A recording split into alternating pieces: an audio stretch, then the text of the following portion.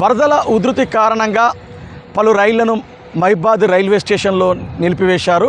హైదరాబాద్కు వెళ్తున్నటువంటి మచిలీపట్నం ఎక్స్ప్రెస్ను సైతం మహిబాద్ రైల్వే స్టేషన్లో నిలిపివేశారు. అదే ట్రైన్లో ప్రయాణం చేస్తున్నటువంటి ఏలూరు ఎమ్మెల్యే సోమిరెడ్డి చంద్రమోహన్ రెడ్డి మహిబాద్ రైల్వే స్టేషన్లో దిగిన వెంటనే తన స్నేహితుడైనటువంటి మాజీ మంత్రి ఎర్రబెల్లి దయాకర్ రావుకు ఫోన్ ద్వారా సమాచారం అందించారు.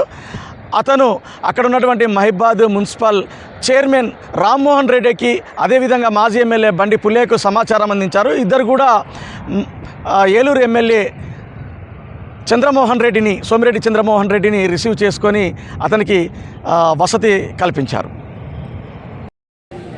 ఈరోజు అనుకోకుండా సింహపూర్ ఎక్స్ప్రెస్లో హైదరాబాద్కి పోతూ మహబూబాబాద్లో దిగిపోయినాము.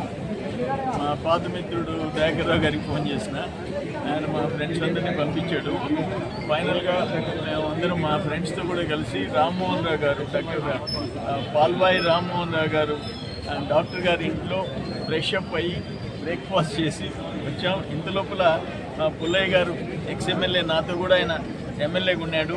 అట్నే ఎక్స్ఎమ్మెల్సీ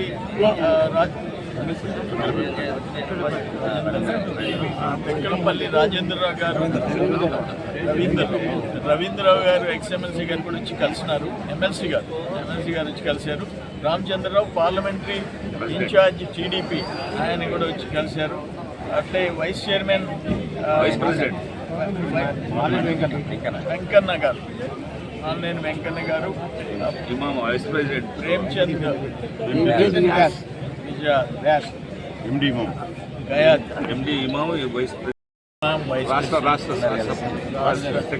సెక్రటరీ, వీళ్ళందరూ అనుకోకుండా ఫ్లడ్లో ఇరుక్కొని వీళ్ళందరినీ చూసే అవకాశం కలిగింది.